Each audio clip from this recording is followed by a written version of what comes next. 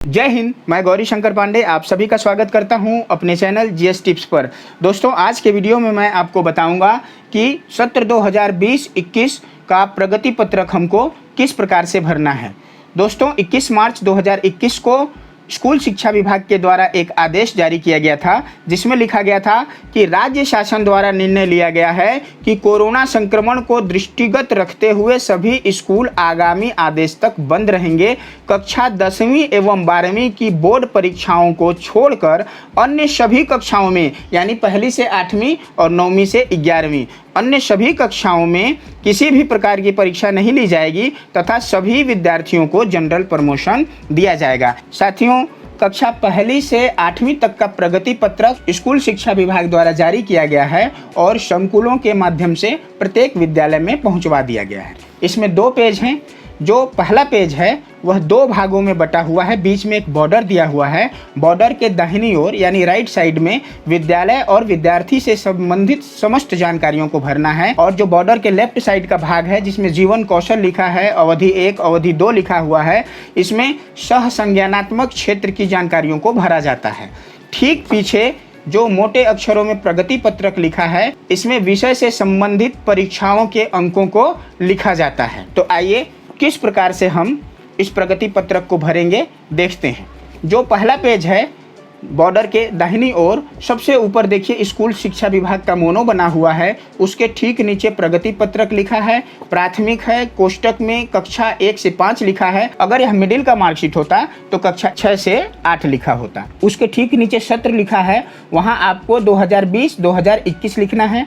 उसके ठीक नीचे विद्यालय का नाम लिखना है। उसके ठीक नीचे विद्यार्थी क्रमांक और कोष्टक में यू डाइस लिखा है। यहाँ बहुत से शिक्षक साथी कंफ्यूज हो जाते हैं और विद्यालय का यू डाइस लिख देते हैं, जबकि यहाँ विद्यार्थी का जो आईडी नंबर मिला था वह लिखना है। उसके ठीक नीचे कक्षा लिखना है और एक सावधानी बरतते हुए कक्षा के ठीक नीचे यू डाइस लिखकर अपने विद्यालय का यू डाइस नंबर लिख देना है। उसके दाहिने तरफ में ये जो फोटो का चिन्ह दिखाई दे रहा है, वहाँ विद्यार्थी का फोटो चिपका देना है। उसके ठीक नीचे विद्यार्थी का नाम, विद्यार्थी का पूरा नाम लिखना है, माता का नाम लिखना है, पिता का नाम लिखना है। उसके ठीक नीचे जन्म तिथि लिखना है और जन्म तिथि के ठीक बाद कॉमा लगा करके जाति लिख देंगे। जाति लिखने के बाद यदि जगह बचता है तो उसका वर्ग भी लिख देंगे। ये बहुत ज़रूरी है। जन्म तिथि के ठीक बगल में कॉमा लगाकर जाति लिखना जरूरी है। यह ऊपर से शिक्षा विभाग का आया हुआ निर्देश है। उसके ठीक नीचे आवासीय पता लिखना है और छात्र के अभिभावक का मोबाइल नंबर लिख देना है। इसके बाद हम इस पेज को पलट देंगे और प्रगति पत्रक जहां लिखा हुआ है, जिसमें विषय दिया हुआ है, यदि प्राथमिक का है तो इसमें 4 विषय दिया रहेगा और यदि माध्यमिक का प्रगति पत्रक है तो इसमें 6 विषय दिया होगा। हमको क्या करना है, ठीक इसके बीचों बीच में एक इस प्रकार से सील लगा देना है। जो सील लगाया जाएगा उसमें लिखा होगा छत्तीसगढ़ शासन स्कूल शिक्षा विभाग मंत्रालय महानदी भवन नया रायपुर का पत्र क्रमांक F22/6/20/20-1। ध्यान रहे, शुरू में रायपुर का पत्र क्रमांक की जगह F है, F फॉर फीस, और लास्ट में 1 है। उसके बाद रायपुर कॉमा दिनांक 21/3/2021 के आदेश के तहत जनरल प्रमोशन, यदि चाहें तो कोष्टक में कक्षोन्नति भी लिखवा सकते हैं, दी गई। इस प्रकार का सील आपको बनवाना है। इसके बाद हम इस पेज को पलट लेते हैं और जीवन कौशल के क्षेत्र में आते हैं। यहाँ देखिए अवधि 1 और अवधि 2 लिखा हुआ है।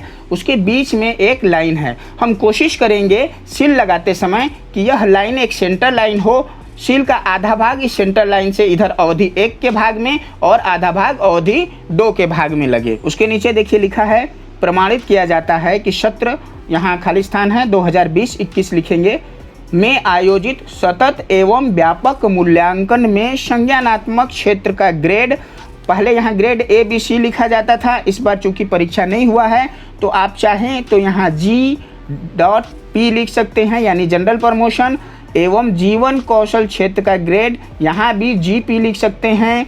और खाली स्थान में इनकी विशेष रुचि है खेलने में, पढ़ने में, जो भी उस बच्चे को आप पिछले साल जज किए थे उसके हिसाब से यहाँ लिख सकते हैं।